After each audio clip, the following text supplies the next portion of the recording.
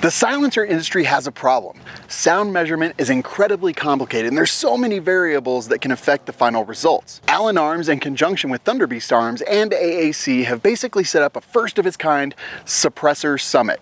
The goal of the summit is to take a bunch of suppressors from across the industry and have them all in one place at one time. They're going to have 2 host rifles shooting the same ammunition in the same place over 3 days here in Wyoming, and their end results are going to be published both to the companies and the media, so you are going to see them. I see this as a win-win because not only do we, the consumer, get better data, but the companies, I think, are going to start an arms race trying to beat each other at this event. It's overall great. I can't wait to see. Let's get inside.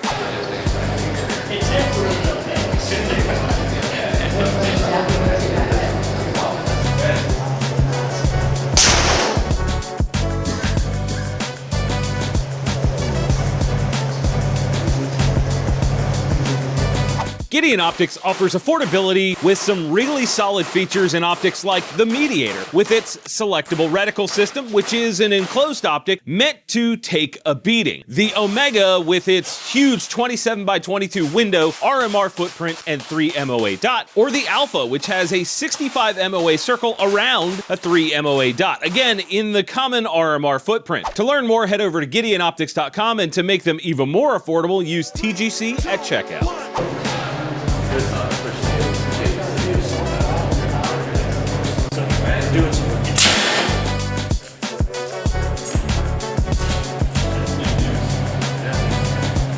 This is Scott. Scott, who are you with? Hottinger Brule and Care, otherwise known as HBK. And what do you guys do? We develop sound and vibration measurement equipment. Okay, great. And so you guys are the ones who are responsible for pretty much the data gathering here. That's correct. Okay, now tell us a little bit about your system. What does it measure? So what we're measuring is sound pressure ultimately at its base using a 3 microphone. This is all specified by current mil-spec standards, which the industry sort of adopted several years ago. The great thing about our equipment is it's specifically designed to meet those standards and give you that data, just to be sure we're meeting all the mil-spec regulations. Okay, sounds good. Now, the setup that's in there is not necessarily that mil-spec. How does it differ from that? So one of the key features of our system is the flexibility that it offers. You have the equipment, you can do with it what you want. If you choose to follow mil-spec, that's great. If you want to make measurements that mean something more to you as a developer, you can make those measurements, and we're recording all the raw data so that you can process that in any way you'd like afterwards in post-processing. That makes sense. And they've added a microphone in there, I believe, to their setup. And yeah, so they're still using a 3-position setup. One of them is a mil-spec muzzle setup, and then they have a shooter position and another position that they've defined themselves. Yeah. And most of our customers usually do that. Okay. They'll keep a key position like either shooter's ear or muzzle position, and then some other position that might be an observer or a defined development data point for them. Fantastic. And where can people find out more? I know your gear is precision stuff. Precision and high technology comes with cost. Yeah. But if a company or some independent tester is interested in purchasing that, where would they find it? HBK.com, HBKworld.com. All right, got it. Got Ray from Thunderbeast Arms. We're here. What are you guys calling the event?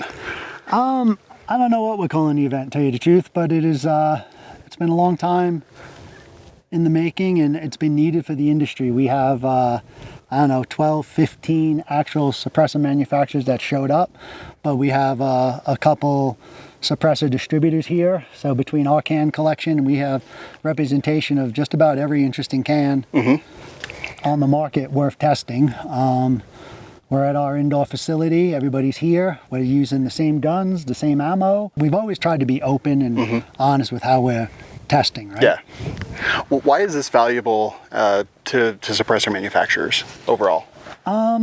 Good, clean data. Like, there's been issues over the, say the last 10, 15 years. We've been around 15 years, and, some consumers think the industry was shady intentionally. Now with the higher end equipment and stuff that we've learned is, I don't think there was as much malicious intent as people think. It's just that the equipment wasn't capable. And so many variables, measuring, right? The equipment just wasn't capable. Like B&K 2209s and the Larson Davis, they're just not capable of measuring gunshots accurately. Yeah. We've been running this pulse system for a couple of years now. Our data has been super consistent, super clean. So it's time for an industry-wide testing standard that is accurate, repeatable, and that's the big thing, repeatable, right? Like you need you need to be able to reproduce. So the way we're testing today is it's something new. It's How so? How is it new? well, I don't know when you're going to post this, so I don't want to let too many cats out of the bag. Microphone position's a little different in what we're looking at. Like, we need a way to measure total energy, right? There needs to be a total energy input metric. So that's what we're working on. That's what a bunch of PhD audiologists worked on. Okay. And this is what we've come up with as an industry so far. So this is the big get-together of a bunch of manufacturers, a bunch of cans. Over the next couple days, we'll shoot a lot of cans. People are here to see how we're doing it. Yeah. Right? It's very transparent. 100%. We're capturing every wave file for every shot. It takes a little. Manufacturers are going to get to take that home with them. And and it takes a little bit of corporate or company courage to have on the board like the results of the test right after you do it. Like that is the thing. I speculated earlier that it'll probably start a little bit of an arms race where you guys are just trying to keep outdoing each other. But and that's now what that we it's do anyway. now that it's measurable and you're like getting together This is what we hopefully do every anyway. year. And for the most part, we all get along. You can see there's 12, 15 manufacturers, owners, and high ups and companies in there right now. And there's 2 different distributors and a couple of the dealers, and so we have all the cans to test, and we're doing it in front of everybody as open and honest and transparent as we could be. And if this standard gets called to question, and we could modify it until we all agree on, look, this is a good metric and this is what it is, and you should be able to repeat it. Anybody with the proper equipment across the country should say, like we say, the Magnus is the quietest 30 cal can out there. We've tested every can. We just ran it against all those cans in there, and everybody in there was like, wow, that even sounded good, right? Like, it sounds good, and it pulls the numbers, and somebody should be able to run that someplace else though, right? It's one thing to say it, it's another thing for somebody else to be able to repeat what you're doing. 100%. And if nobody can repeat what you're doing, it's not good science. That's not me, that's science, right? Like, that's how science works. That's excellent. So it has to be repeatable by others with the proper equipment. Fantastic. There you go, Ray, Thunderbeast Arms. Awesome. We've got Josh from AAC here, one of the event hosts. You're calling it the Sound Summit. Right. Yes, sir. All right. So why is this necessary? Why is this valuable? So basically, this is to give an industry standard across the board on how to collect sound data. Whether you're here or Alabama or Mass, you can use the same parameters, so you can duplicate your results no matter where you're at, or anybody can peer review your stuff as well without having any smoke and mirrors. So openness is a big key part of what you guys want to do here. Yep. And it's got to be a little bit daunting to have your numbers right afterwards go up on the board ranked in who's the quietest. How was that for you guys? Oh, it's good. Just like I said, this wasn't a big contest of who's got the quietest can. It was never about that. Right. Even when we talked about it at SHOT, it was never going to be about that. It's just put all the cards on the table, see what's there. Where it lands is where it lands. Yeah. I think that's kind of interesting. Some of the differences is I've seen some longer cans and some shorter cans, so obviously it's never going to be apples to apples because everyone makes different things. But what do you think the ultimate value to like the consumer in the suppressor market is going to be after this? Basically, they can get a feel of where the industry is as a whole, and if they have any questions about any of the numbers, they can contact their manufacturer or whoever and just go through it and see how they got their numbers. Basically, it's our calls are on table. I mean, the gun's the same no matter which can it is. The ammo's from the same lot. I mean, it's about as equal as we can make it. Yeah. Now, once you have the standard in place, here everyone's using the same hosts. Like, how do they recreate that individually, like if they want to do it in Alabama or something? Basically, it boils down to, like, we're using a Mark 18 for 5.56, so any 10.3 barrel with H2 buffer in it. The gun's non-tuned, and the 308's out of a bolt gun with a 20-inch. So, I mean, that shouldn't change whether you're here or Alabama. As long as you got a 20-inch bolt, it should work the same, and you should get the numbers roughly almost to what we're doing right now. Yeah. Is the value to AAC in doing this pretty much the same as it is to the consumers? It is, because I mean, we all, as manufacturers, we all want standardized data, and whether we're here or Energetics is in Mass or Silencer Co., Utah, or wherever, we can all get their cans, and when we're developing new cans, we can prototype our cans against other manufacturers using that same set of data. Oh, interesting. So for R&D part, it's great for us. Ari from Aero Precision here at the Sound Summit. So what did you guys bring?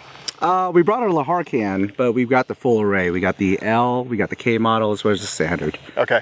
Now, as I understand it, they were going to allow you're guaranteed basically 2 cans, one on 5.56, one on 7.62, and then as time allows over the next couple days, you'll be able to do more of that stuff. Yeah. So you did your first cans today. Yep. How'd it go? It went great. I think it performed really well. Just seeing how it stacks up with the different companies was really interesting to see. Yeah. That's something that, at least on the marketing side, and I was talking about this earlier, it was very difficult for us to really quantify like where we stood in that community, right? Because everybody handles this testing very differently. 100%. So, that was the big debacle for us, because we're like, okay, how do we present our data so that at least from the consumer standpoint, they understand like it's a good efficient can, but of course everybody qualifies their data differently. So I think having a Sound Summit like this is it's great. It's full transparency.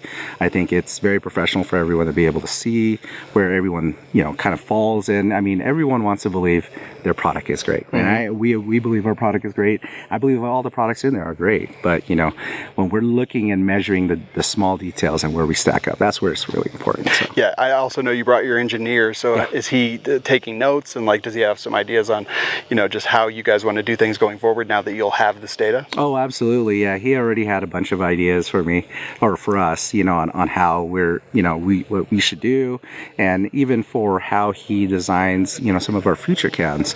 This was really good for us overall, eye-opening. Yeah. Looks like we're doing pretty well out there, though. Yeah, 100%. Now, this kind of openness and transparency, how do you think it'll affect, consumers over the next few years if this becomes a thing that recurs annually? I think it's going to be very positive for them to be able to get that qualifying data that is more transparent, right? Because I could test, and in the testing scenario, you could be off by a few inches and really cheat yourself or treat yourself, right?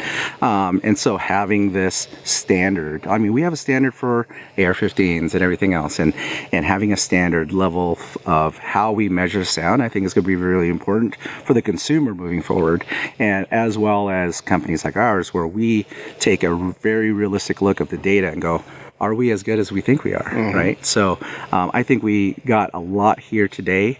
There's certainly going to be a lot of conversations when we get back. Yeah, 100%. Thank you, Ari. And that's going to wrap it up for me. But before I leave, I'd like to share a quote with you, and I'm paraphrasing, but the truth suffers when it's controlled by one party. That's one of the great things about all these companies coming together is now when you and me go to buy a silencer, we have a baseline to start from, at least for the companies that attended. And I'm really excited to say that they're going to start doing this every single year. So I hope to see it grow with more and more companies showing up. It's just a really good thing for all of us. So that's me, Shawn Heron, reporting for the Gun Collective, and you can find me if you'd like to see this sexy beard somewhere else at my YouTube channel, Dangerous Freedom, or the podcast, We Like Shooting, and that'll do.